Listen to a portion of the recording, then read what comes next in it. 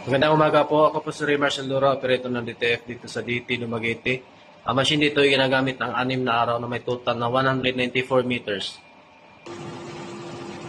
Ito po yung printer rate area. Pinalitan po ang Whitehead last June 2026 at saka flex at damper. Head clean. Punasan ang wiper pagkatapos mag-head clean. At nozzle test.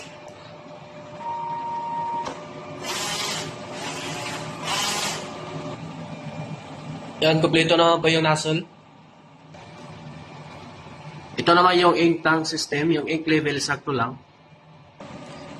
Ito naman yung waste tank area, last disposal po last week. Ito naman yung EVR. Ground wire. Ito naman yung mga stock ng mga unused ink.